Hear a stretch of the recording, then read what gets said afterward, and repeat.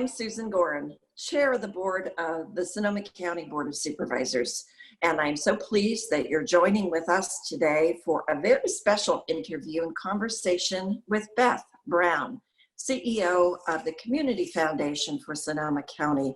Beth, thank you so much for being with us today. You and I have had conversations along the way, but as we've noted, our COVID numbers are increasing again, producing a bit more anxiety. So tell us, first of all, how nonprofits are responding to the COVID-19 challenges. I think in three ways. First, it is the amount of service that they are providing. I mean, as you well know, the needs have just gone up so much. So you have organizations like the food bank that are consistently providing like 3 times as much food and service than they are used to in normal times.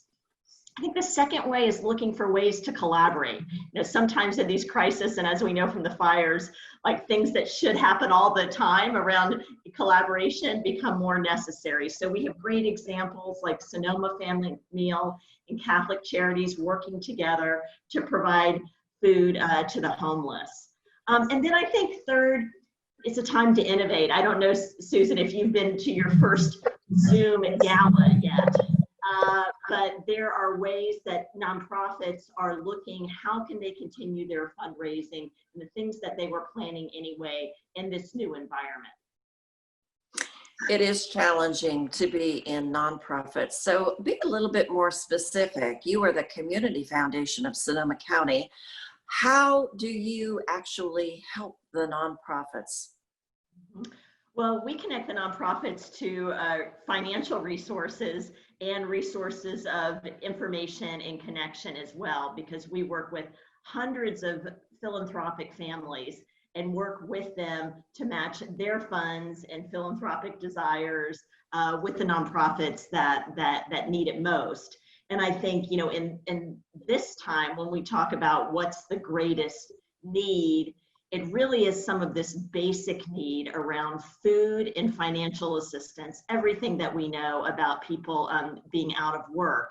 Then I think the other need, and you all are really calling attention to this in your leadership role, is the disproportional need in the Latinx community. So any organizations that are serving the Latinx community are in greater need as well. And I'm so glad that you pointed that out. We are acknowledging how desperate our Latinx community is for assistance, especially for those organizations serving them, not only with education on how they can be helpful, but actual services. So thank you to all of the nonprofits for working with our Latinx community, and especially those working closely with the Department of Public Health, and to implement the solutions to mitigate for the impacts of COVID. Our small business owners have also been greatly impacted by the COVID pandemic, and they've gone from supporting philanthropy to finding themselves in need. How is the Community Foundation really helping our small businesses? Yeah, this is a really interesting dynamic, because usually we do think of our partners and the ones in need as nonprofits. But this disaster has really shown us that, you know, whether you're an employer or you're a foundation or a nonprofit, we're trying to support our community, and we all have different roles.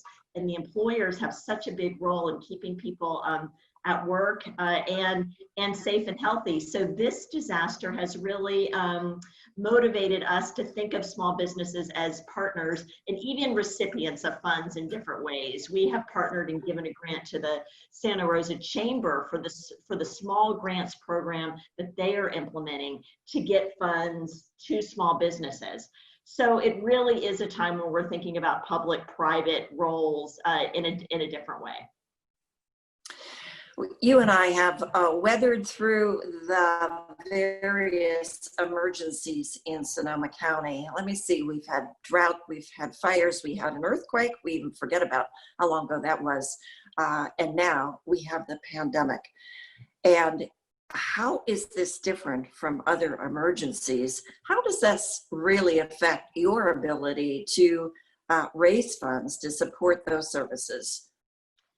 I think the main difference is, and you'll recall during especially the 2017 fires, we had tens of millions of dollars of philanthropic support flowing in from other parts of the region and country. I'm sure you'll remember that, it was a time where we felt like everyone loves Sonoma County. People are calling from Atlanta, Georgia, or Nebraska, or New Orleans and saying, how can we help support this place we love? So during that time, we were facing the disaster, but other areas weren't. So other areas had the capacity to provide resources to us, and we didn't have the overlay of an economic crisis. So philanthropy was flowing in a different way.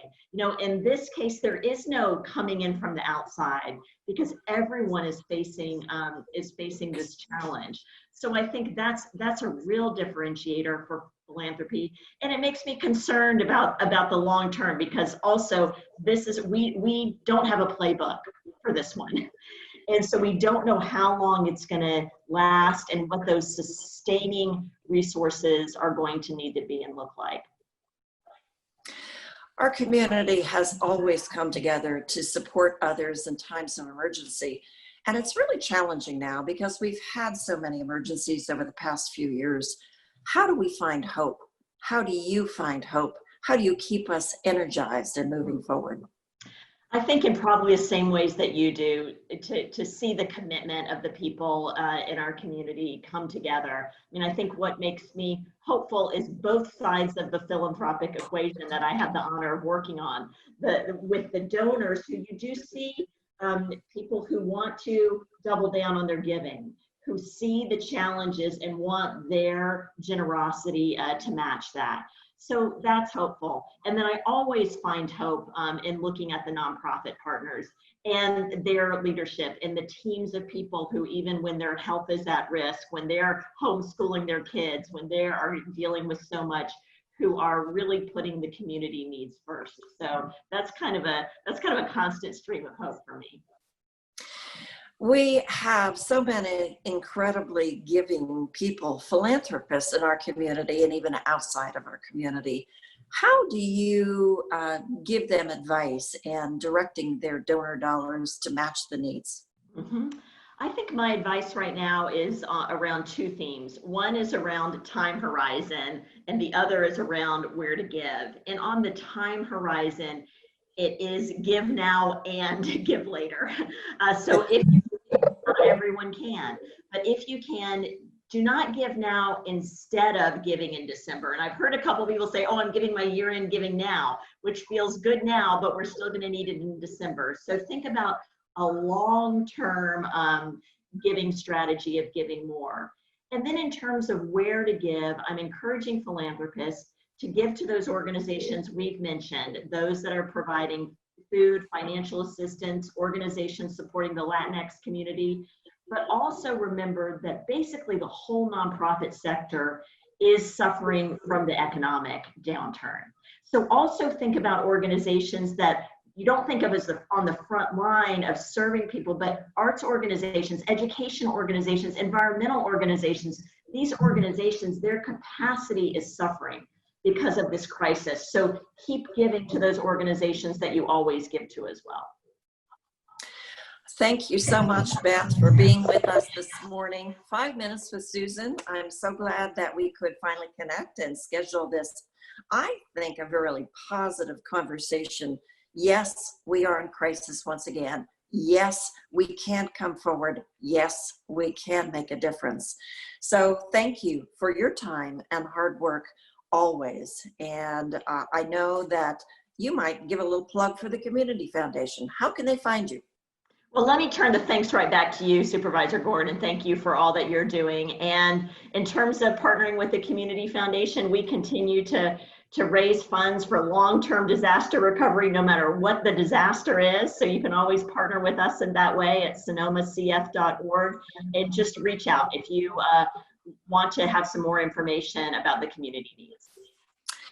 And for those of you watching this interview, if you need more information about the COVID-19 pandemic, please go to socoemergency.org.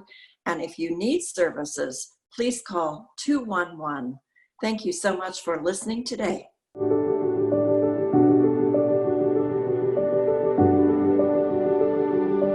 you.